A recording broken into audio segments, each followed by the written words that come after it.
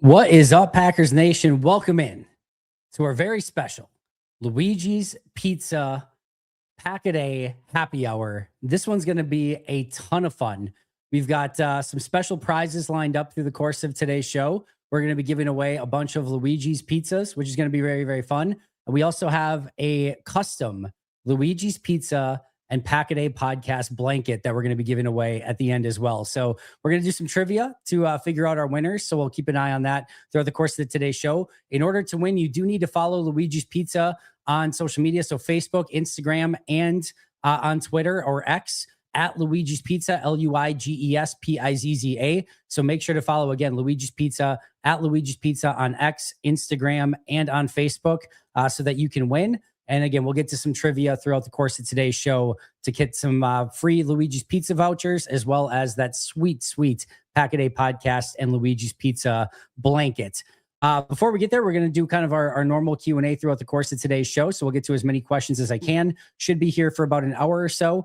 So we'll get to as many questions and we'll pick up things right away. And then we'll get to that trivia about halfway through at about 12:30. We'll do the first trivia for the vouchers. And then at the end, at the top of the hour, just a little bit before around 1 o'clock p.m., we'll do our blanket giveaway at the end. So keep an eye out for that throughout the course of today's show. Lux, thank you so much for the question. We are live, by the way, on the Luigi's Twitter channel, as well as, of course, the Pack-A-Day Podcast YouTube channel also. Happy Friday, Andy. Hope you're doing well. I've come to terms with Micah's injuries, and I'm confident that they will bounce back this week. But thinking of Micah made me think of something interesting. If I recall, Micah came into the league as a pure off-ball linebacker with insane pass rush ability, and Dallas decided to try him at edge, and look how that worked. Do you know who also came into the league as a pure off-ball linebacker with insane pass rush ability? Edgerrin Cooper. Am I crazy for wanting to see a couple of plays with him rushing the edge? And then you follow up by saying, I'm confident in Quay, McDuffie, or Hopper to hold things off on the off-ball positions. Feel like it would be at least worth a look to see what he could do there for a few plays. And what are your thoughts? I think this would be a viable, particularly this week with all of the injuries at defensive end. Well, first thing, they have used Coop in these sort of situations on a couple of different plays here and there. I think anytime that you're looking for these sort of comps, when you say like, well, if Micah can do this, look at who else can. Micah's a one of one. And I get that there have been some other linebackers that have made this sort of transition, but for the most part, Micah's a one of one. Edgerrin Cooper is not a pass rusher. He is a okay blitzer. I see this with Quay Walker all the time as well. Quay Walker is probably a below average blitzer. In fact, I'm curious what PFF has them graded as for blitzing. Quay Walker has a pass rush grade of 62.2, which is again an average pass rusher as a linebacker. And Edgerrin Cooper has a pass rush grade of 68.2. They're average pass rushing linebackers. Neither of them are edge rushers. LVN and Rashawn Gary are damn near perfect athletes for defensive end, or at least, very special athletes with their size, strength, and athletic ability, right? That does not mean that you can just all of a sudden get to the quarterback because of that. You have to have a pass rush plan. You have to have the ability to get off of blocks. You have to have the ability to set the edge in case they run the football. There is so much more that goes into it than just he fast. Because otherwise, why don't you put Bo Melton at edge rusher? Or it's not as easy as you would think. Can you do it as you're mentioning here, Lux? And I see the Quay and Cooper thing all the time. And it's just one of those things where I'm like, I don't see it. But could you try it from time to time like Green Bay does? A couple. And usually, by the way, when you're using Coop off the edge or Quay off the edge, you're starting with them on the edge, and then you're usually doing some sort of twist or stunt so they loop around inside and use that speed to get inside, usually in more of an unblocked or uncontested situation. Even when Quay or Cooper get matched up one-on-one with a running back, it's an advantage, and they usually make the most of it, but it's not the easiest. It's not just like a guarantee that they even get off of that as pass rushing linebackers. So, no, neither of these players are edge rushers. Neither of them are dominant pass rushers. Both of them are solid but not great blitzers when they're contested from the linebacker position. Edgerrin is really, really good, and so is Quay. If you get those, those free looks where they're just coming right up the A gap and nobody's blocking them because of their pure ridiculous speed. But no, I would feel honestly like you'd be, especially with Cooper, you'd be wasting him more than anything by putting him in a Micah Parsons position and saying, go get the quarterback. It's not where you want him utilized. You would not be using him to the skill set that he possesses. Use it on a couple occasions, sure, go for it, have fun. It's a fun change of pace. They used Colby Wooden as a defensive end last week on a play. Like you can change things up and put guys in different spots, and just as a different, unique option here and there. Absolutely, go for that all day, every day. I have no issue with that whatsoever. But if all of a sudden you're just like, you know what, we're going to take Edgerrin Cooper this week and we're going to make him an edge rusher, and we're going to make him that primary spot, I think you'd be doing both him and, if you want to do the same thing with Quay, a disservice. So no, I would not use them. Do I reserve the right to be wrong if they try it with Cooper and he does really good? He's a really talented football player. So again, go for it, try it. But I think you're going to be disappointed with what you see. And I think it's honestly a waste of what he does best. Jason, thank you for the chat. What did Justice mean when he said we were still pretty young in revamping their pro personnel department? You mentioned it on the Thursday show when discussing assistant coaches involved in the player evals. Yeah, I actually should have followed up on that because, on the, they have Milt Hendrickson still. They have I forget his name, John Eric Sullivan, who is a pretty well-desired, front office personality within the league. So I'll have to follow up with him on that. I'm not exactly sure what he meant by that, but they've got some veteran people in their front office. Maybe some of their scouting staff is a little bit on the younger side. That I'm not positive on. I haven't dug deeper into it, but I'm sure he had a reason for it. And there's probably something that he's thinking in that regard. But I do know they have two pretty damn well-respected, veteran, front office personnel people in John Eric Sullivan and Milt Hendrickson in that front office. Jason, thank you again. Do the Packers struggle evaluating talent when that they have in the building? 2025 example, Morgan not a right guard, but they tried to force it, and instead of putting Belton there earlier, wanted him to be a swing tackle. I don't think so. Overall, I think they've done a pretty good job of putting players in their right positions.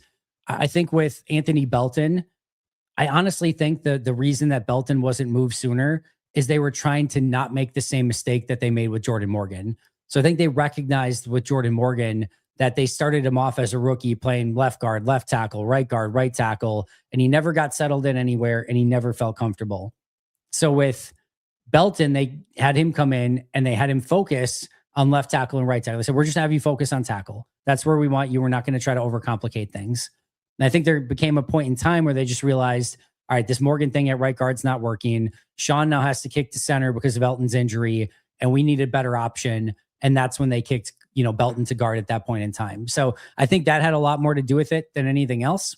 I don't think it was just that they, thought Morgan was going to be better, but I think they wanted to give Morgan, as a former first-round pick, that opportunity to earn that spot. It just didn't work out well. They course corrected and went with Belton at that time. I think for the most part, they evaluate the talent in their building really well. And I think the biggest way of looking at that is the players that they let go it's usually the right time to let go of those players. And it's usually, for good reasons. And you don't, obviously Devontae Adams is still playing at a high level, but as of late, there's not a lot of players that leave the building that you're like, oh my God, I can't believe they let them escape. There's a couple here and there, but for the most part, it's not huge. And I think for the most part, again, they have players playing the right positions. Pretty sure the rest of the season will decide Gary Ninigbari's future in Green Bay, and will decide LVN's fifth-year decline or pickup option. Excited to see Cox back out there and see more Baron Sorrell. Yeah, they have until tomorrow to make the decision on Colin Oliver and Brenton Cox. It'll be interesting. It's possible they only keep one, and which one they choose. I expect Brenton Cox to be back. I think he'll be back tomorrow. Do they create that spot for Colin Oliver? That's an interesting dynamic of this as well, but we'll have to just see what they do tomorrow. I am excited to see some Baron Sorrell, but I don't think you're wrong, Ethan, in that these final few games plus playoffs could go a long way in determining if they feel like they want to keep Rashawn Gary at that contract, if they want to bring Kingsley Enagbare back on a big contract, and if they want to pick up LVN's fifth-year option. I think they probably pick up LVN's. That's probably the one I would lean towards the most at this point in time. But all three of those things are definitely on the table, and all three of those could easily be influenced by what happens in the final stretch of the season. Maybe I'm going to look like an idiot asking this. Is there any world where Koopa could do a Micah? Yeah, we just talked about that. No, I do not see that world existing. A couple plays, sure. In any sort of consistent way, no. Do you think Morgan or Kennard should start at right tackle? I think Kennard should, as Morgan should probably get as much left tackle focus as possible. By the way, that was an underrated home run trade for Goot with Kennard. I don't know if I would say home run, but it was a really, really smart trade, and it's worked out pretty damn well for them. Just you can't find depth along the offensive line, and he's not like a starting caliber player in my opinion, but he's been pretty darn good when given opportunities, at least serviceable when given opportunities, and that that goes a long way when you're a backup offensive lineman. For me, I'm starting Kennard this week if Zach Tom is out, assuming Kennard is also good enough to go. He's questionable in this game, and if Kennard is in fact good to go, I would start him at right tackle, but in those 6 offensive line positions, I would put Morgan at right tackle in those positions and then kick Kennard to that 6 offensive line spot, which you're probably only going to use, 6 to 10 times in this game. But I think that's a good way to get Morgan 6 to 10 reps in this game, put him at right tackle, see what he can do. And he's protected no matter what, right? Because you're either running the football, so hopefully he can, do his best at tackle in that situation, or you're going play action, which gives you, buys you a little bit of time before the rusher really starts getting upfield, or you've got that 6 offensive lineman and Darian Kennard right next to you to kind of help you in some of those pass rush situations as well. So I think that would be a good use of Jordan Morgan this week. Excluding the 2022 draft, the front office and coaches haven't been poor drafting to position changes to development, going back to Royce Newman. They need to bring in well-respected offensive line coach and lean on him. They haven't been poor drafting to position changes to development. John, I'm not exactly sure what you mean by that statement. I do think if I had to bet on something right now for a coaching change in the offseason, I do think an offensive line coaching change is the most likely in that scenario. Here's my reasoning why. The offensive line massively underachieved this year. And I mean massively underachieved. It is a real problem. And more importantly, you don't have free agency money to go out and spend to get a new offensive lineman, and you don't have premium draft capital. So you're going to have to be living in the 2nd, 3rd, 4th rounds and value free agents to try to add anything to this offensive line. Rasheed Walker, Sean Ryan could both be gone, and so could Darian Kennard for that matter. So the best way to upgrade this offensive line is probably by bringing in a better offensive line coach. And there's no guarantee that you can do that. We have no idea how good or bad Luke Butkus is. Maybe he's better at getting, what he did out of this offensive line than anyone else would have been. We just don't know. But if it's me, I'm probably looking to make a change there and seeing if I can bring in a big time veteran offensive line coach to get this line playing at the level that they are expected to after a pretty disappointing 2025 so far. I'll get back to Ethan here in just a second. Pinged service. If Watson is out, who would you say is the wide receiver to look at? Golden looked pretty good against Denver. It does sound like Watson's going to play, but I think the bigger question is how effective can he be and how much does he play? But I'm looking at Jaden Reed and Matthew Golden as my go-tos in this game, almost no matter what. I want them to be heavily involved. Obviously, if Watson's near 100%, then yes, give him his normal complement of snaps and targets and whatnot. But even if Watson's a little bit banged up, I really want to see Matthew Golden and Jaden Reed take the reins in this one and have hopefully a very big impact in this game. All right, is there a world in which Green Bay cuts Banks, restructures Elton's contract to move Elton back to guard, where he's actually very, very good? I will actually say that I think Elton's play at left guard was a little bit overrated. And I have concerns, and I talked about this with Mike Wall too. I don't think the Elton thing was just a center thing. I just think he doesn't look the same anymore. I think the answer to all of this is probably no.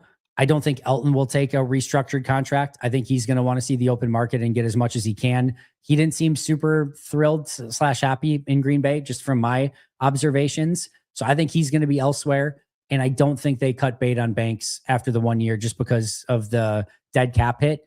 I think they probably should, if you're looking at it logically, or at least it should be a real conversation. I'll put it that way as to whether or not they should release him or not. But my guess is Banks is back, Jenkins is gone. And you start next year with Jordan Morgan, Aaron Banks, Zach Tom, and then Anthony Belton. And keep an eye on Travis Glover too. I think they like him a decent amount, him coming back from injury, Jacob Monk. But maybe they bring back a Sean Ryan. They're gonna have to find a way to revitalize this offensive line in a significant way. Value free agents, draft picks, getting these guys playing to the level that hopefully they're capable of playing at. But first round pick Jordan Morgan, second round pick Anthony Belton are going to be huge key pieces to that. They're going to have to play better next year if Green Bay wants to be better along the offensive line. Do you think time of possession is an under the radar factor in this game? The Bears could control the game through the run game and towards the end of the game, again, to prevent Green Bay from scoring last. Possibly. It just depends. If Green Bay's getting the explosive plays and Green Bay's, bending but not breaking, you could have a world in which Chicago dominates time of possession, but Green Bay's getting explosive plays on offense, putting up big points, and Chicago's getting held to field goals. It's maybe not the most likely thing in the world, but there are avenues for that to happen. But I think in general, you got to make sure that your defense isn't getting worn out, especially after coming off of, altitude in a tough game in Denver. And you want to make sure that your offense is staying on the field, staying balanced, running the football, passing the football. But you want to get those explosives too. So it's a factor, but it's probably not, one of the top 3 or 4 factors on my list of things to watch this week. With presumably a loud game ahead, do you feel better about the Packers silent count? They've been much better with it as of late. I don't have a ton of concern. And I do think that they've kind of corrected those issues through the course of the season. And hopefully they can just put up some points early and kind of shut up that crowd a little bit. But I'm not, it's no longer something that I'm massively concerned about. Andy, when players are on IR, can they still attend meetings and film with their positions? If so, do you think Colin Oliver would have a pretty good understanding of the defense? Yeah, he can attend all that stuff. You just can't practice. So everything else is a go. When you're suspended, it's different. But when you're on IR, you can still do that. I have a feeling that he knows the defense, but knowing it in the classroom and knowing it out on the field and how players next to you are going to respond to certain things, that's a totally different story. So tough to tell where he's at with his progression of everything. What do you think would be challenging for him besides knocking the rust off? I mean, I think everything. I mean, he's playing his first snaps. He's only practiced for a couple weeks. He's only had one practice as a full participant, which was yesterday. I think going up against NFL competition for the first time. I think being a situational pass rusher, having to do special teams, which is not something that, he's done obviously in the NFL and not done a ton of in college. He did some of it in college, but I think all of it. I think all of it's a challenge for Colin Oliver. And again, just getting reps against NFL offensive linemen for the first time in a real game is a challenge. And then, working the rust off. How much stamina do you have? They don't need him. He'd be a rotational player at best. But I think it's all going to be a pretty big challenge for Colin Oliver when he first gets in. Refresh my memory. What was the name of the Bears linebacker? No, we're not doing that. It is Amen Agbonbamega, something like that. Thanks, John. Appreciate you. Thanks for being a buddy. Prior to the first Packer-Bear matchup, it was all about our run defense. Now it seems to be about the pass rush. What do you think is more important? Run defense is still most important. They've got to be able to find a way, because Chicago's going to run the ball early and often, and they're going to try to make it so that they can dictate terms via running the football. But because of that, they're going to get to probably some 3rd and 5, 3rd and 6 situations, 3rd and 4, and there's going to be some key situations for Caleb. And in those 3rd down situations where you have the opportunity to get off the field, it is paramount. I mean paramount that you are getting a pass rush.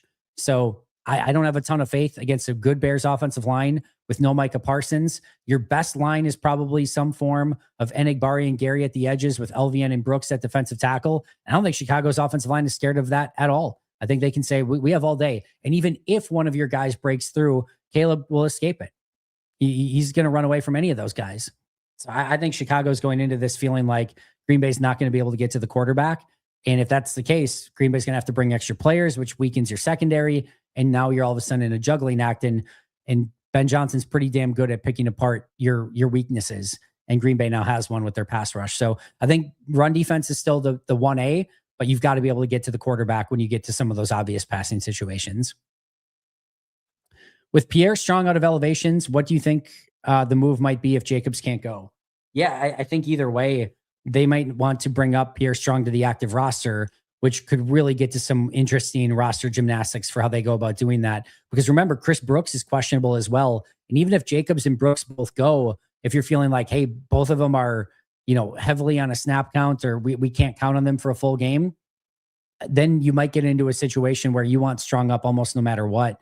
And if that's the case, again, you have to add him to the 53. That you would love, if you had one of those hybrid players that had some running back versatility. I don't know, maybe you could put Melt in there, something for a few snaps, but you really don't have that guy. You can line up Jaden Reed in the backfield, but not as a true handed off to me running back.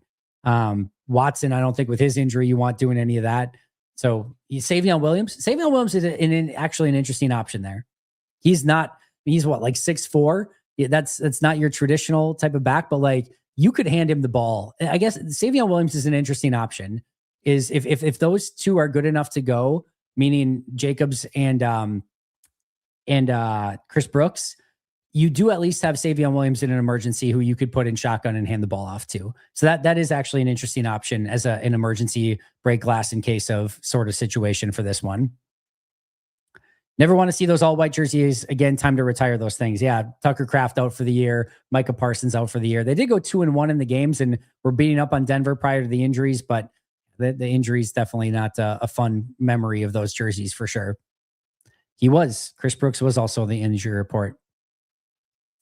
I never realized it was you, but yes, Emmanuel Wilson might be our only healthy back in this game. But we'll see what they do with Pierre Strong. Maybe you do get some Savion Williams running back touches in this one.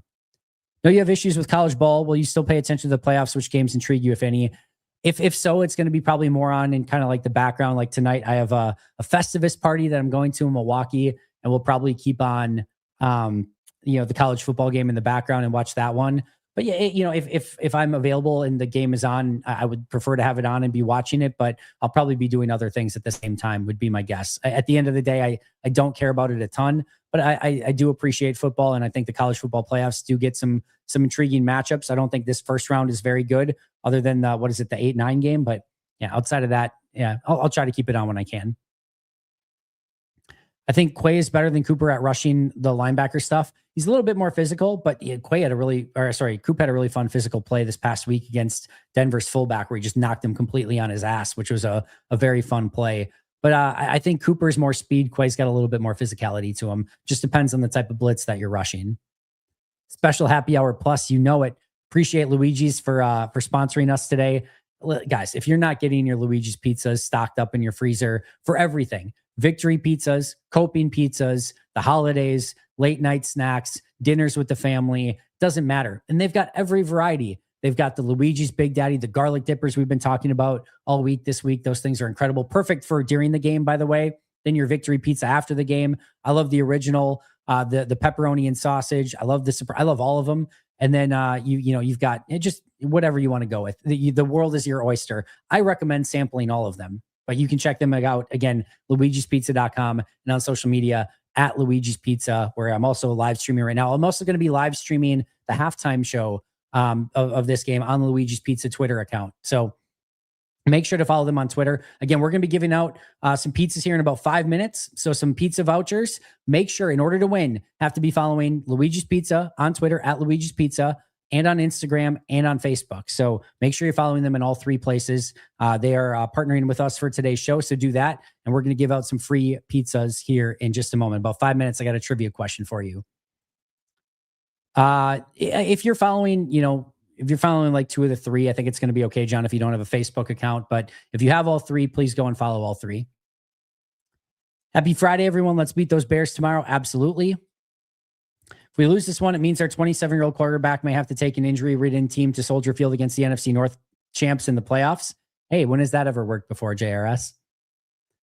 Hey, Matt Freilich, how you doing, bud? Checking in on my drive to Stevens Point for a family Christmas. Enjoy your drive. Appreciate you still getting in tomorrow's episode. Matt, if you're not checking out the Saturday episodes with Matt, Eli, and Janelle, you are doing things wrong. They do a great job every single Saturday on the Pack a Day podcast, so make sure you're checking that out tomorrow as well. Appreciate you being here, Matt, and safe travels. Just curious, but our cornerbacks coach to put one hand on the wide receiver's hip seems to occur a lot, causing pass interference. Two hands free to pick the ball, or does the cornerback lose track of the wide receiver?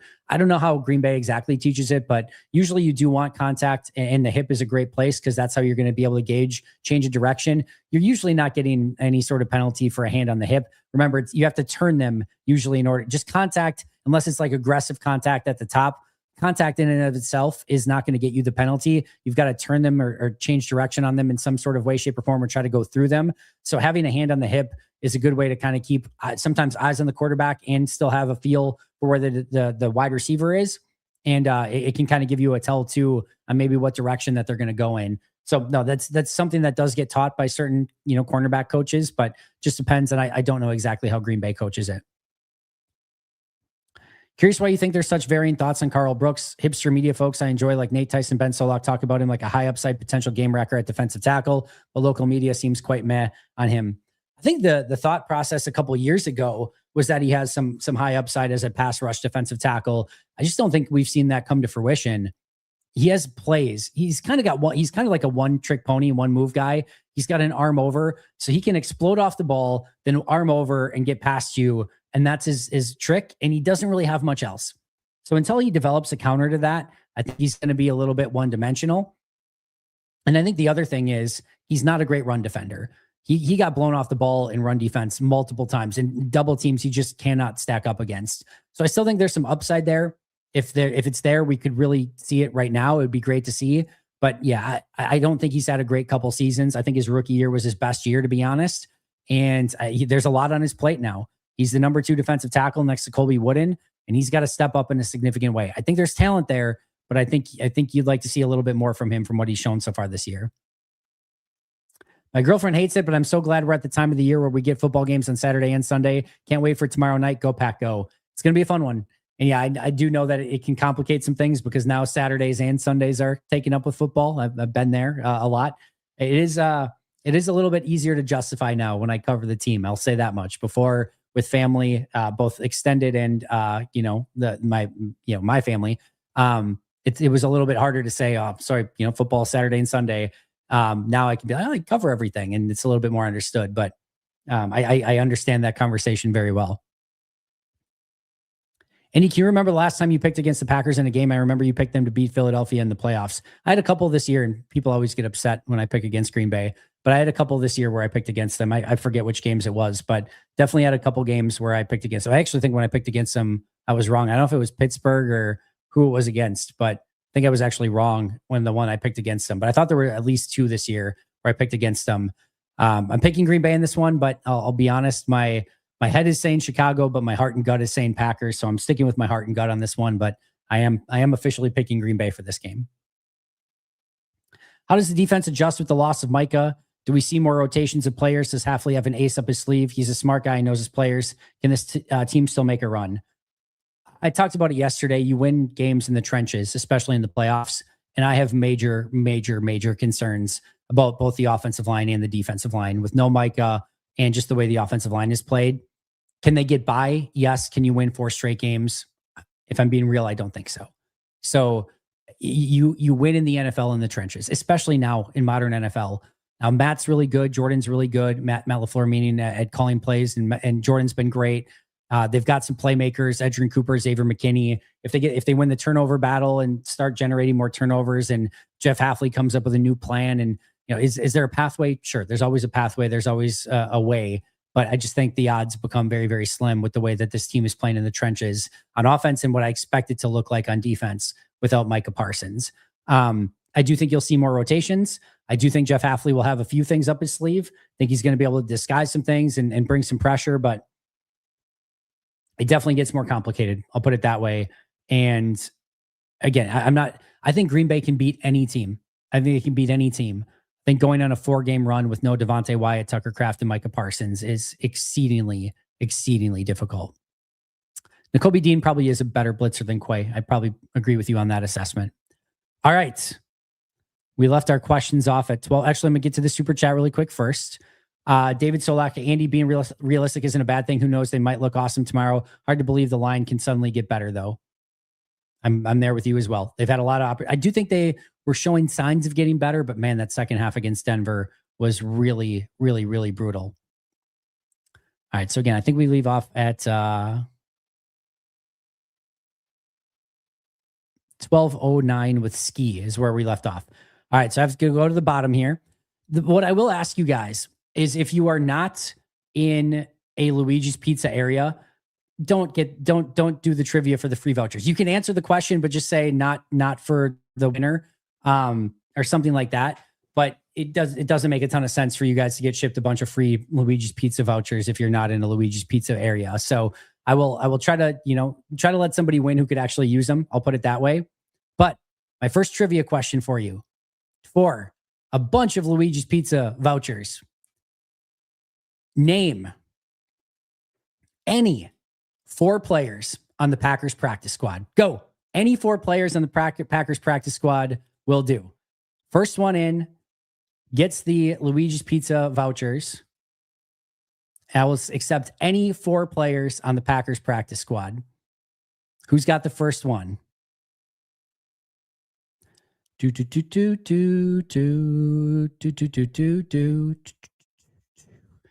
of free pizzas here. Any 4 players on the Packers practice squad for an opportunity to win free Luigi's pizzas.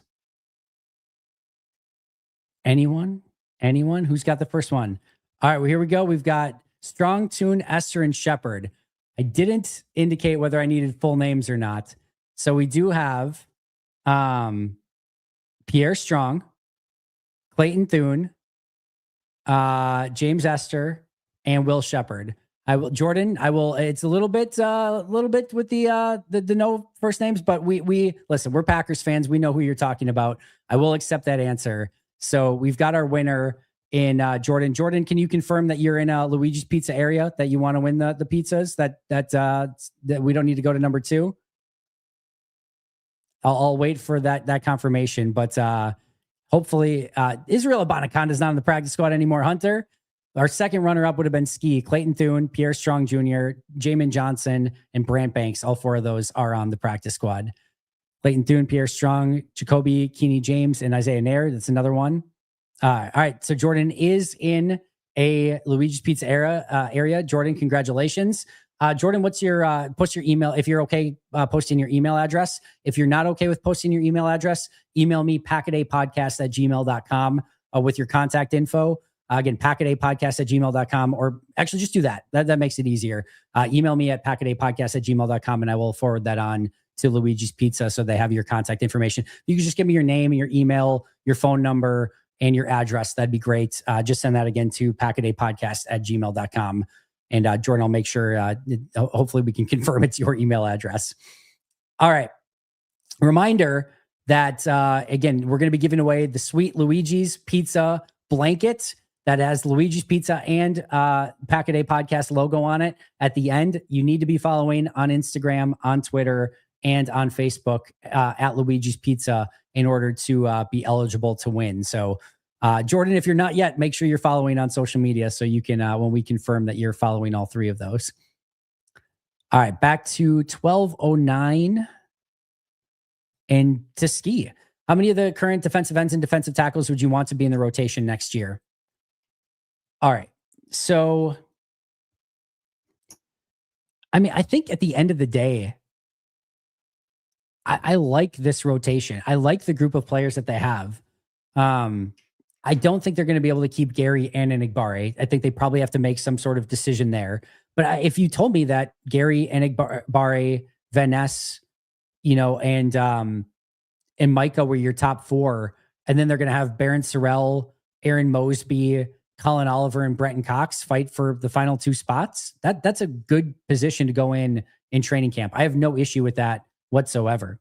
And if you told me the defensive tackles going into next year were Devontae Wyatt, Colby Wooden, Carl Brooks, Warren Brinson, Nasir Stackhouse is your 5, I think you would like one more defensive tackle. Honestly, I think, to kind of replace that Kenny Clark defensive tackle, I think you'd love to see maybe one more legitimate option there. But for the most part, outside of having one more legitimate defensive tackle option, I think you feel pretty good about where this front is at. But clearly getting Micah back is huge. And then probably having to decide between, Rashawn Gary and Kingsley Enigbare potentially waters that down a little bit as well. But I like everyone on the team. It's just making sure they're in the right spot. I think Micah can be the one. I think Gary, LVN, and Enigbare gives you options as the 2, 3, 4, and you can kind of rotate those guys through. And I think you got young up-and-coming players in Baron Sorrell, Brenton Cox, and Colin Oliver as your 5 and 6, whoever wins those spots. I think, again, I would like one more legitimate, probably starting caliber defensive tackle, but Wyatt and Wooden probably good enough as your starters. Again, I'd like one more option there as maybe like a tertiary guy. And then Carl Brooks and Warren Brinson, I think, are good as your 5 or your 4 and your 5. So I think one more like number 2, number 3-ish defensive tackle is a perfect addition, and everything else I'm kind of good with. Packers are 7th in the league on red zone touchdown percentage. I think the disaster in the red zone last week is affecting my perception on that. I think they'll be a return to the mean this week. Yeah, they'll be good. I don't have any major concerns about this Packers offense. They're going to put up points, and I really think they're going to continue to have consistent success. I'm not concerned about their offense and scoring potential at all. What was on the kids' Christmas list this year? Well, we get a trip for the family every year, so we're going to be doing that again this year. Is kind of the big thing. But they love Robux, so Robux gift cards is on there. They wanted a new sled, and I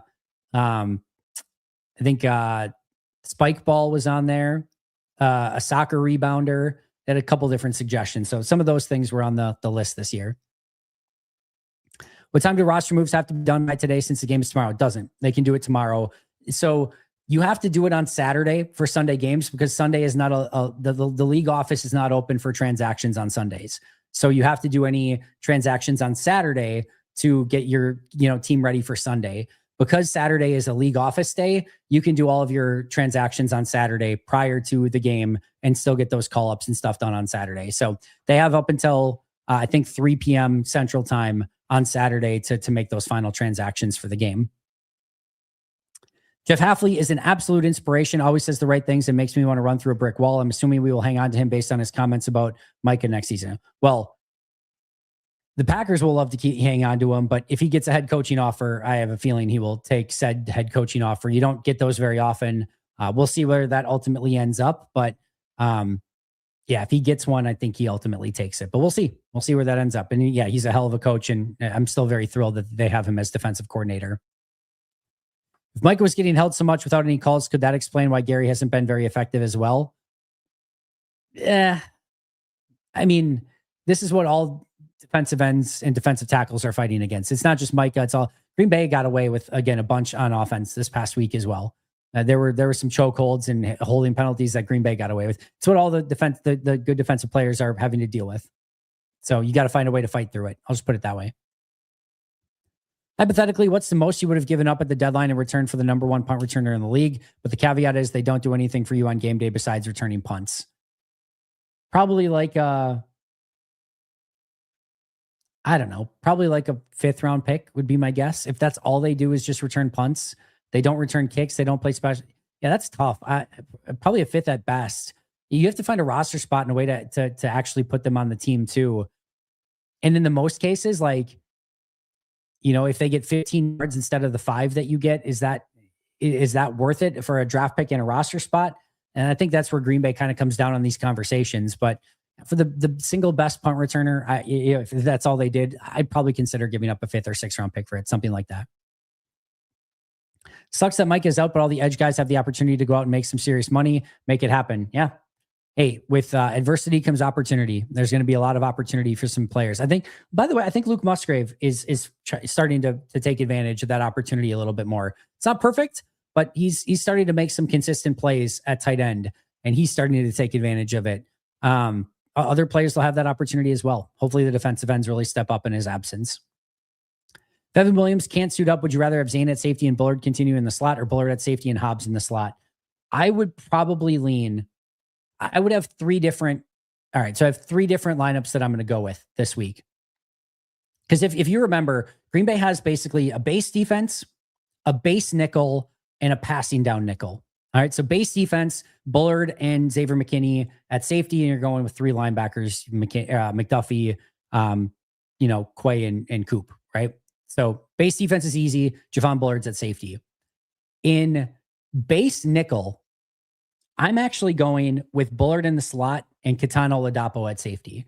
I want the more physical safety in there and more base nickel situations. He can drop into the box. He plays the run well. He's played well at safety, gives me a more physical presence, and then I get to keep Bullard in the slot. So in base nickel, I'm going Oladapo at safety and then Bullard in the slot. And in obvious passing downs, where you're a nickel and it's 3rd and 12 or whatever, Bullard and McKinney are at safety. And now I've got Nate Hobbs in the slot in that situation. So 3 different defenses, base, what I call base nickel, and obvious passing down nickel. And those are my 3 different iterations of it. Yeah, hopefully Kingsley can play. If he's absent due to the illness, that would be pretty brutal as well. Andy, how's it going, my guy? A little off topic. What a game last night. The Rams lost due to their bad special teams, mostly missed field goal and suffered a punt return touchdown when the game was done. Unbelievable game. Unbelievable. I talked about it today on the show. Hopefully a sign of things to come for postseason football this year. And I expect it to be. I think any of these postseason games, regardless of who gets in, who's playing each other, I think all could go in any direction. I think it's so tightly matched up So I can't wait for postseason. I think last night was a preview of that. And yeah, listen, every team is flawed. Every single team is flawed. That's what makes it that much more frustrating that you don't have Micah Parsons, Tucker Kraft, Devontae Wyatt, because it's right out there for you. And, Green Bay still has a chance at this thing, though. So let's see what they can do. Have you figured out an alternate dare for the micro trade since medically you can't do the one chip challenge? I do have to figure out something. I will figure out something, John, at some point in time. Maybe we can do the Drunk Packers podcast some night and maybe throw a couple shots in on top of that or something as well. But we'll figure out something at some point. With the loss of Micah, will that make the opposition more complacent to our defense? I don't think so. Teams are trying to put up as much points as possible, regardless of who they're playing against. So I think it's going to make them more excited, I think is what it's going to make them. Are you prepared for another interesting potential playoff O-line decision this year? The 21-day window opening for Williams makes me nervous. I talked about it on today's show. The John Williams activation is use it or lose it. You get an extra practice player for 3 weeks, and there's no downside to it. He's not going to play this year. All right, there's no way they're activating him after 3 weeks. I'd be stunned.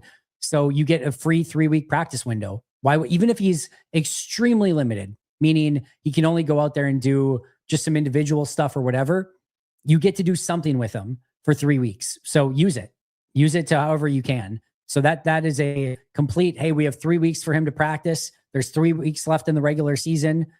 We activate him now and we give him 3 weeks of practice, and then we shut him down at the end. That's all there is. As far as interesting playoff decisions, you still could come up with some. Jordan Morgan exists, so you never know if they could, put him somewhere. Maybe they bench Rashid if Rashid starts playing poorly again or just continues to play poorly. There always could be that interesting decision, but for right now, it seems like they're pretty set with their 5 on the offensive line. I'd love to see more snaps for Barron Sorrell. I love his draft story. I think you're about to, right? I would think so. I guess there's always the possibility that Brenton Cox just takes Micah's place, and Sorrell was inactive this past week. So maybe it just ends up being, Brenton Cox, LVN, Rashawn Gary, Kingsley Enagbare, and Aaron Mosby active on game days. So I guess it's not a guarantee. They'll have to kind of make that decision of who they want to be that final defensive end up on the roster, whether it's Colin Oliver, Brenton Cox, or Barron Sorrell. But I think there's a chance that we see some more Barron Sorrell. Not a ton, but probably some. I know Banks has been beat up a bit. Any hope that he's been playing through the injury and might look better when fully healthy? I thought there was a stretch there where he was playing better, but he had a brutal game against Denver. Absolutely brutal. My lowest graded player on offense. I think this is the outlier. I think early in the season when he was playing poorly, I think that was injury related. Then I think he settled in. So if you kind of look at it, let me see if my grades kind of match this for Banks so far. All right. So Banks,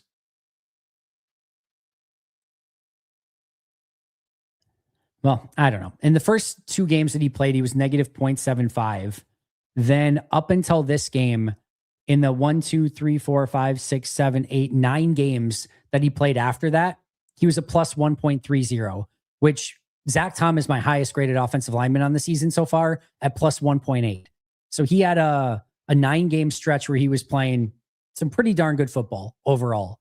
And then he did have a negative 1.05 game there included in that in week 9 where he had a really bad game. And then this game was a negative 1.10. So he's had a couple outliers. I think he's been healthy really since about week 5. He's still at a plus 0.2 since that time frame. So he's playing net positive football with 2 really bad games mixed in there is how I would kind of put it. So I think Denver, I think Zach Allen gave him just nightmares. I think Zach Allen just beat him up pretty much all game long. And I think that was a bad matchup for him. Outside of that, for the most part, he's been playing a little bit better football as of late. Do I still have the deal with the food service? I forget the name, but I'd rather support you if you still have that active. So I'm assuming that the factor still works. Let me see. I do know that I do have a HelloFresh coming out on Monday. There will be a one for that. And I can give you that code right now. I'm sure they're not going to be upset with me extra promoting them. But if you HelloFresh, I made Kung Pao chicken from them the other day. I'm not getting paid to do this. This is me just saying this. They shipped me some meals for doing the advertising. We had the Kung Pao chicken the other night. It was freaking awesome. It was really, really good. So not just saying that. So yeah, go to HelloFresh. And then I'll give you the code too. But the code that the promo code is Packaday HFZWL. I'll give you the link and the code, and then you get some free stuff, which is fun. So here's the link for HelloFresh, and then here is the code.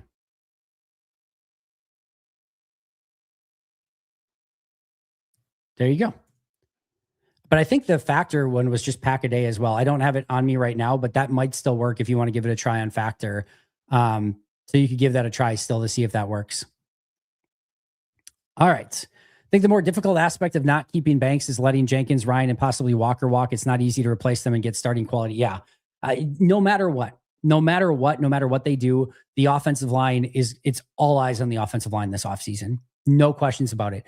I truly believe it is ultimately going to be their Achilles heel this year. And now you've got Walker, Ryan, Kennard as free agents, Elton Jenkins as a pseudo free agent because you're probably releasing him and not paying him $20 million. You have a decision to make on Aaron Banks. Travis Glover is up and coming, but is still a very big work in progress. Jordan Morgan's been a massive disappointment. Zach Tom is really, it's Zach Tom. You have Zach Tom. Zach Tom is the only one right now in your offensive line that you can put in there and say, we've got a good offensive lineman. Everything else is completely up for grabs. Like left tackle, left guard, center, right guard should be totally up for grabs and trying to upgrade wherever you can. I expect Anthony Belton to be at right guard. I expect Jordan Morgan to get a first shot at left tackle. I expect Aaron Banks to be at left guard. I think your center is probably your biggest question, but all eyes should be on the offensive line this offseason. Not saying that offensive line doesn't need to be rebuilt. It does just have to be reasonable. No, Ben, you're spot on. Beep Brett was only 1 year old for the 4th and 26 game. What was the context of that game aside from it being in the playoffs? Was Green Bay a series? They were absolutely a Super Bowl contender. I think they were going to play in, was it Carolina that they were going to go to if they won that game? But no, they were a legitimate contender. 2003, 2004 NFL playoffs.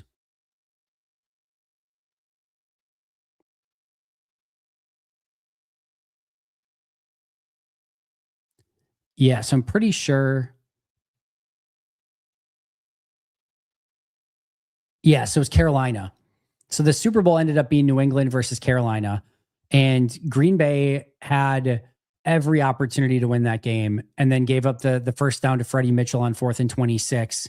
And then I believe the Packers got the ball first in overtime. So game goes to overtime because of the 4th and 26 play.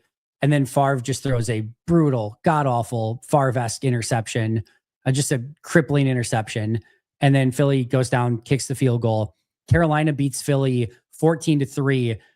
Green Bay would have been, I think they would have been in Carolina for that game because Green Bay was the 4 seed and Carolina was the 3. I think Green Bay would have been heavy favorites going into Carolina in that game. And it was looking to set up a rematch of Packers Patriots in the Super Bowl. And the Packers, I think, would have had a real chance to win that game. So yeah, it was legit. It was a brutal, disgusting loss. As brutal as it is, as you could get out there. Their running game was so fun that year. I mean, just so unbelievably fun. Yeah, they were a really good football team, should have won that game and should have gone on to the Super Bowl. Whether they beat New England or not, that's a different story, but would have been a really entertaining Super Bowl, that's for sure. Speaking of defense getting worn out, is having only 4 defensive tackles normal because they always seem gassed? They rotate them pretty well, so it shouldn't be a major issue unless you have one go down with injury. Plus, you have LVN who can kick inside now, so it shouldn't be an issue. But I prefer 5. But with LVN being able to kick inside, and if all 4 are healthy in the game, it's really not that big of an issue because you don't have anyone playing 50, 60 snaps. They're rotating those guys pretty regularly.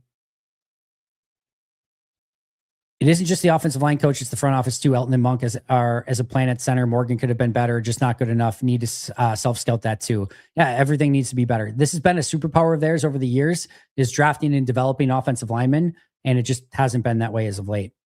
Reminder, we're going to give away that blanket in just a little bit, in about 5-6 minutes here. So make sure you're following Luigi's on Twitter, on Facebook, and on Instagram as well at Luiges Pizza. Huge shout out to Luigi's again for sponsoring today's show. Pick up your Luigi's Victory pizzas. I want some garlic dippers right now. I want some pepperoni and sausage pizza right now. We might have to make that as soon as this live is done here.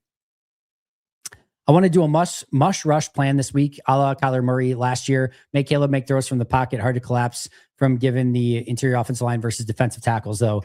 Either way, you have to have a plan to keep him in the pocket. I'm with you overall, John. You don't want him outside of the pocket. The more that Caleb's in the pocket, the better that you feel in this game. So I'm right there with you for that. Do we focus too much on Super Bowls being the only measure of success? If we get a few more moments like Cobb 2013 versus the Bears and losing the playoffs, it is still seeming worth it to you. Again, I think everyone's fandom's a little bit different. So Josh, if that's your cup of tea, that's awesome. I talked about it this offseason quite a bit of trying to reconcile of like, if it's Super Bowl or bust every year, and you know, can you define a season that you don't win a Super Bowl as successful? And it's really hard to in Green Bay. It's really, really hard. Like if they don't win the Super Bowl this year, it's going to be a disappointment. Like there's just no way around it. They're going to get in the playoffs. They're going to have a chance. And if they lose, it will be a disappointing season. And so I do think it's worth keeping things in perspective for how lucky we've had it as Packer fans overall with the overall success of the franchise and how many wins and how many amazing moments like you're talking about. I do think those things are important. If we were the Browns over the last decade or a team like that, I mean, imagine the difference in fandom that we would have simply because at least Green Bay's been entertaining and successful. So having players like Love, Rodgers, Brett Favre, we are blessed in that we get to see unbelievable football pretty much every single week for like 3 decades now. There is something to that. But we do this and we, ultimately to win Super Bowls. And that's what we get hyped up for. Now, losing makes it, when you win a Super Bowl, that much more enjoyable. But ideally, you want to see one every now and again. And Green Bay has two in the last, couple decades or whatever. But it does feel like it's time to get that next Super Bowl ring. And for me, I do think there are ways to enjoy the season a lot without winning a Super Bowl. But it's hard to define success one way or another. And that, honestly, Josh, again, is kind of more in the eye of the beholder. Don't sleep on John Williams as an option next year. A lot of draft nicks liked him better than Belton. Could be a swing tackle. We'll see. He has a very odd, how do I want to put this? Almost like way of walking. It's very interesting. It almost looks like he has like a permanent limp. I don't know how to define it, but he's a super athletic player. We'll see what he can do. Hopefully he can bring something to the table, but he'll have to earn his spot in training camp. I don't think Savion could be the new Ty Montgomery, but you could definitely use him some in that role. Let's do it. Oh, Tucker was the Navy blue jersey. Oh, maybe you're right. Maybe you're right on that one. That could be that. Maybe that's my bad. Musgrave is 88, so we're safe if they utilize Savion that way. If you know, you know. Whatever happened to Andy Benoit? Is he still doing anything? Is he done? I haven't heard anything from that guy in a really long time. No pizzas in Florida, unfortunately. We need to get Luigi's everywhere. No question about it.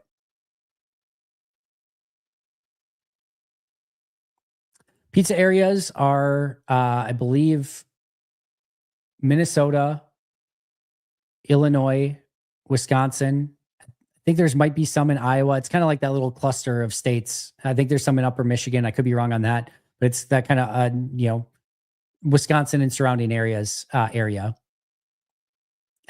No, none in Brazil, unfortunately. More I've thought about it, the more I'm optimistic I've gotten about the Packers' chances, if only because I think the offense can get to 35 plus points per game, which will likely be needed moving forward. Okay, I love your optimism. All right. I'm not going to poo-poo on your optimism. However, what I will tell you is that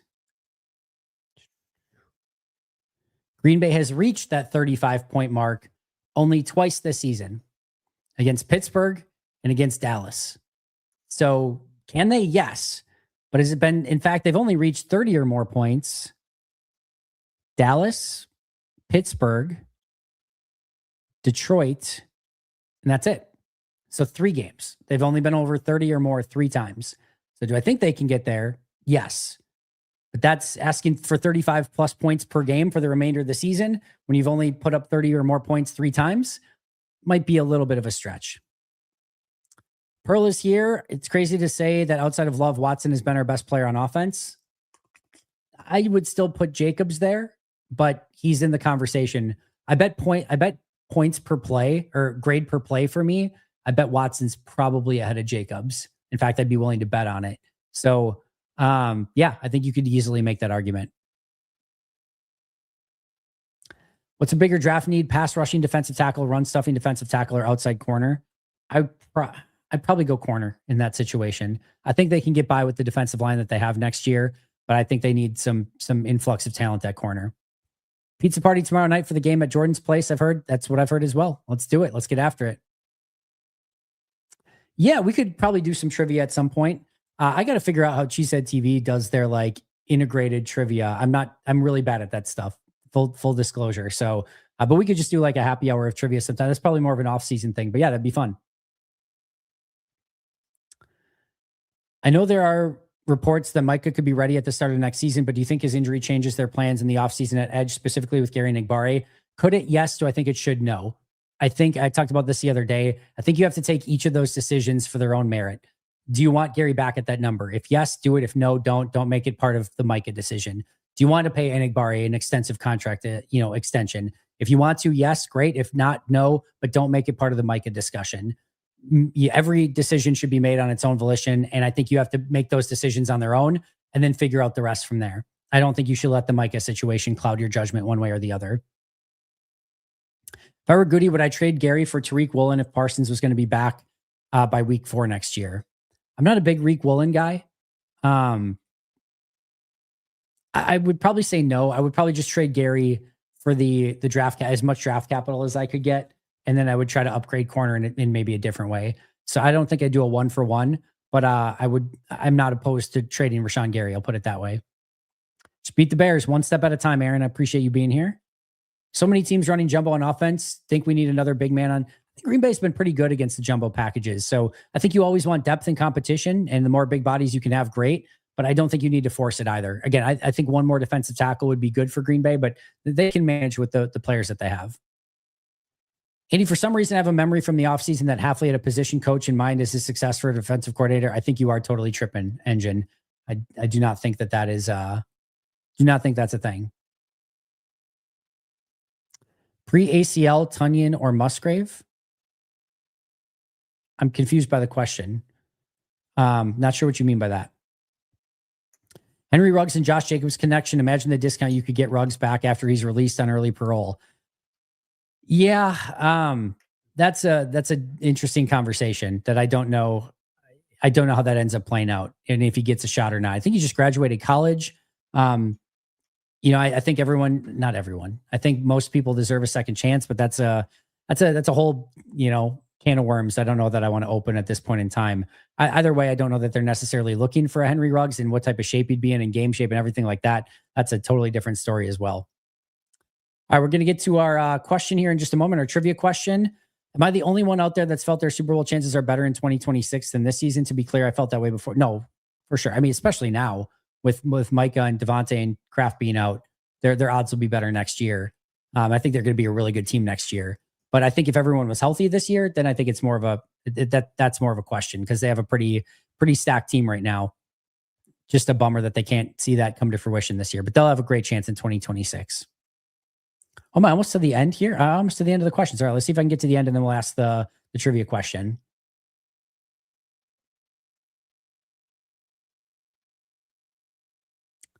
Oh, maybe I'm not. All right, hold on.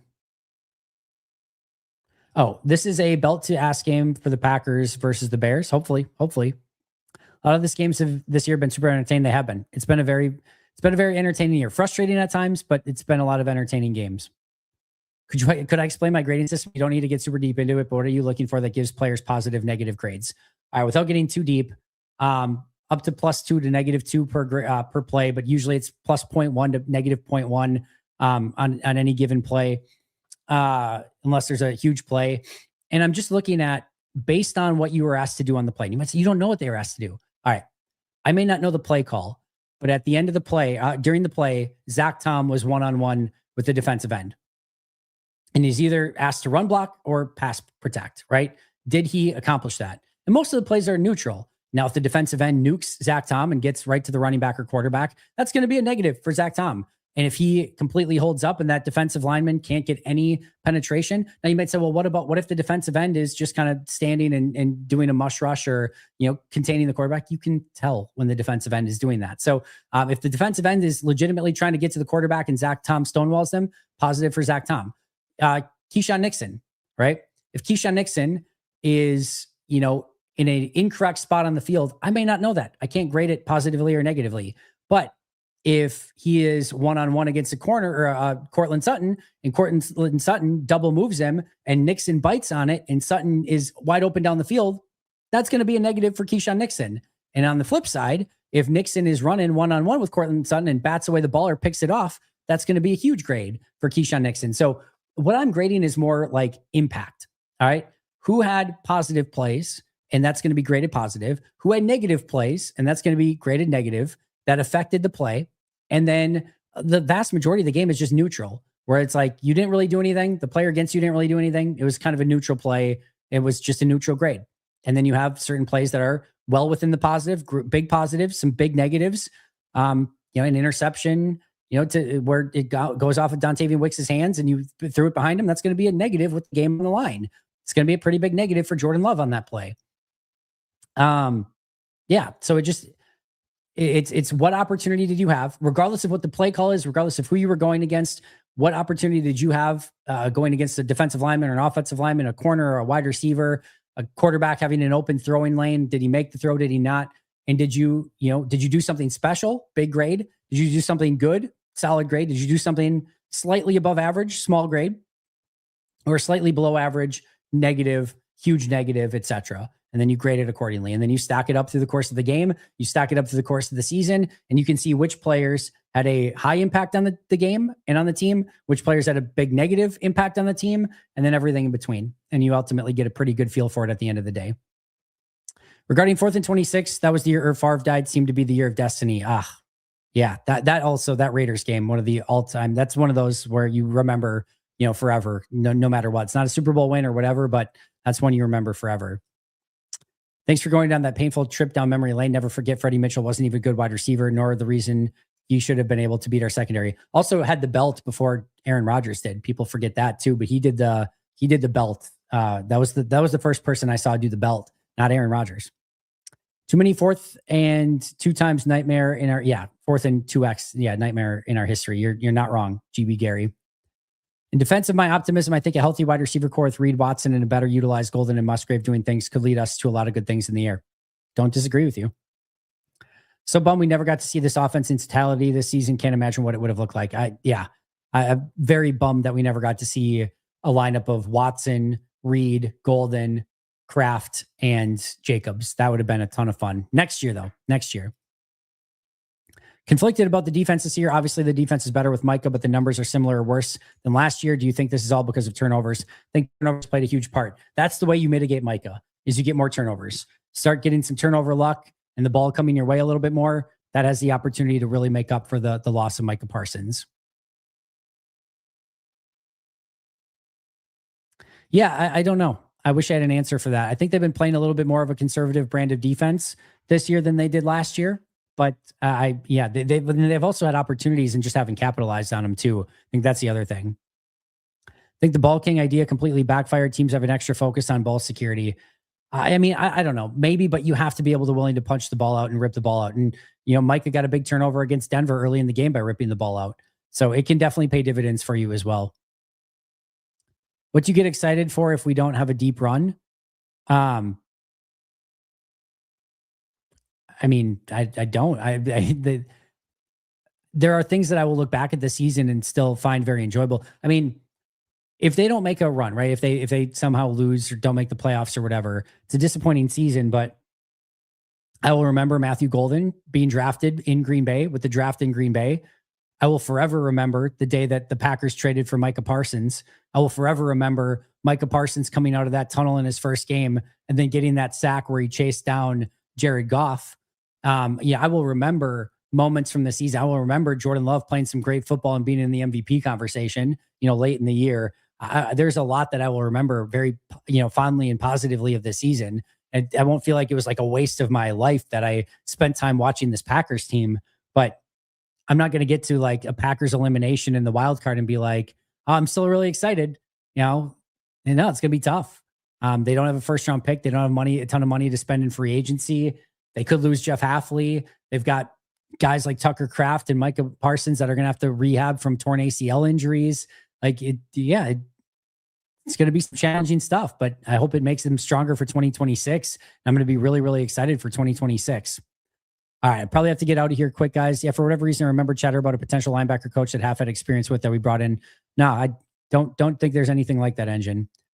Maybe you're thinking of Campanelli last year, where Campanelli was considered a defensive coordinator candidate, but he's obviously now in Jacksonville as a defensive coordinator. But scheme, do you think going back to last year's scheme would help with generating more turnovers? I think that's an oversimplification of it, but I think they'll run some of the stuff that they were planning to run without Micah before he got here. Some of the stuff they did last year, I think they'll be a bit more aggressive and probably bring some more bodies and try to get some more turnovers. 5 wides is kind of a dead formation. Teams have just kind of gamed it out. So you can kind of press and bring 6 guys, or 6 guys off the edge.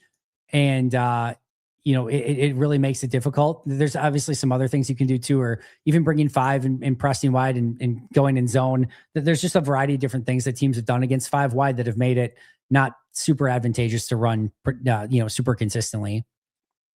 This team was a Super Bowl contender before trading for Micah. Yes, Kraft and White being hurt is a blow, but I don't think they lose a playoff game by 1 or 2 missed plays.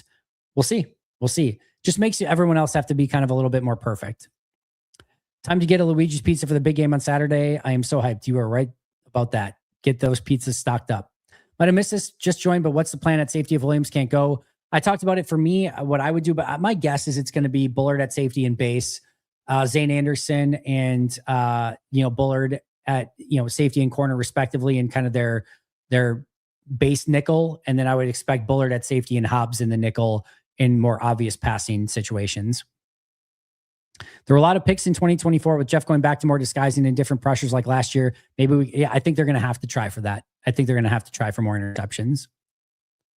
Dobbs having a down year, is he just not getting targeted as much? I think he started well. I think the last 6-7 weeks or so, he's struggled to get off of coverage and make a big impact. I think he's having a rough stretch of it, to be honest. I'm curious if the defense got a bit more complacent, having an elite edge like Micah. Maybe this injury will wake up our call for defensive line at least. Maybe be a wake-up call. I gotcha. Yeah, that'd be nice. That'd be nice. We'll see if it happens. Jeff Hafley all but confirming he's staying in 2026. I wouldn't read too much into that. I think he still takes a head coaching job if he gets offered it. 4th and 27 will forever belong to Tom Crabtree. Yes, it will. I feel like Micah's injury might help Green Bay. Hafley got too comfortable rushing forward. Now he's going to have to get into his bag. I expect something special. I think that's an optimistic viewing of it, Bob, but I hope you're right. What position do you think we should prioritize in the draft, O-line or DB? I think it's tough to say that, but O-line is I take that back. O-line's the answer. O-line is what should be prioritized in the draft for sure. Yeah, we don't have many picks for sure. Practice squad elevations will likely come tomorrow. They can't do that on Saturday. It is almost trivia blanket time. I got a few more questions here. Even with Micah gone, the defensive line room still has plenty of talent to work with. They do. Can they play up to expectations is the big question. Everyone seems to easily forget about defensive end Brenton Cox. He was the difference maker. I would not say that Brenton Cox was a difference maker, but he can be a nice piece for this defense for sure. I did not mean to say 6'7". I did not mean to say it at all. All right.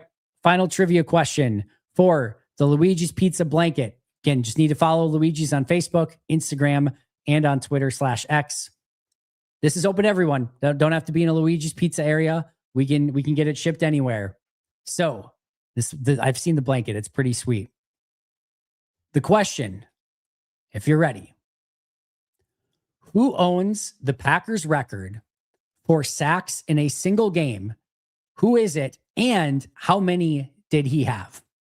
So the single game sack record, who has the record and how many sacks did he have? one of my favorite players. Who gets it first? Not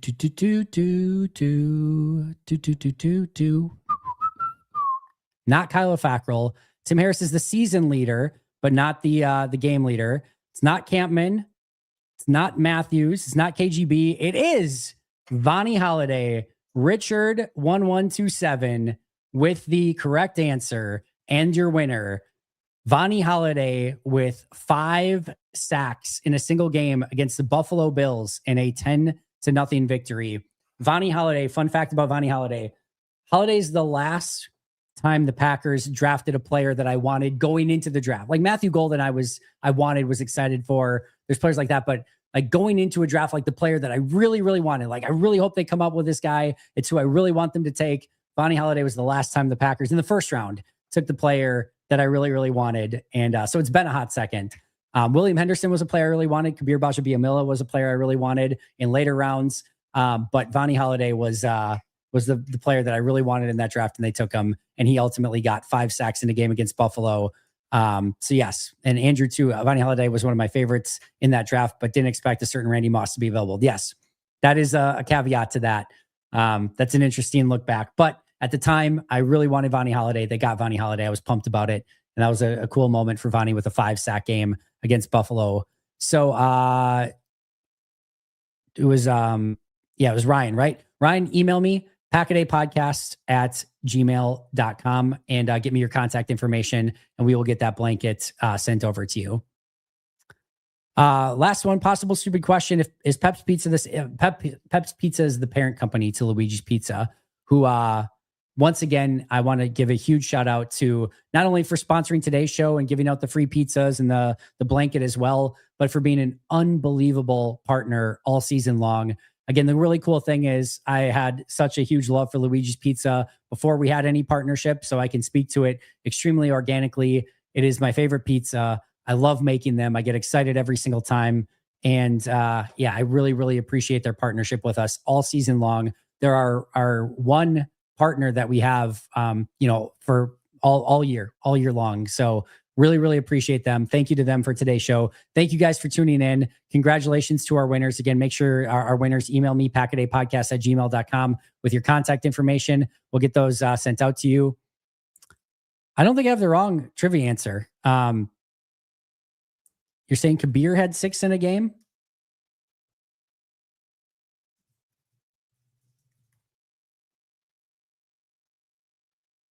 Kabir's most is 4 in a game. Do you have a way of proving me wrong?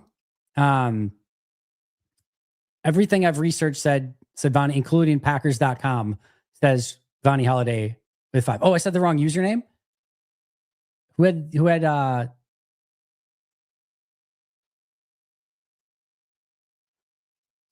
oh yeah, I did. Sorry. You're right. Sorry. Richard had Vonnie Holiday with 5. My bad. Sorry. I think I had Ryan's name highlighted. So yes, Richard, sorry. Richard, you had the winner with 5. My apologies for that. Appreciate you guys correcting me. All right. Appreciate you guys a ton. Enjoy your Friday. I will be back tomorrow. I've got the pregame show already recorded. I'm going to upload that momentarily. So if you're a member, you're going to get that pregame show in the next 45 minutes or so here, next hour at the most. And then live pregame show tomorrow, 6 p.m. Central Time. And then halftime show right here on the Luige's Pizza Twitter channel. And then live post-game show presented by Luige's Pizza as well, immediately following the game. It's a road game, so I will be on as soon as the game is done, breaking down, hopefully, a huge win against the Chicago Bears. Appreciate you guys a ton. I will see you all very, very soon. Thank you again to Luige's. Until next time, and as always, go Pack Go.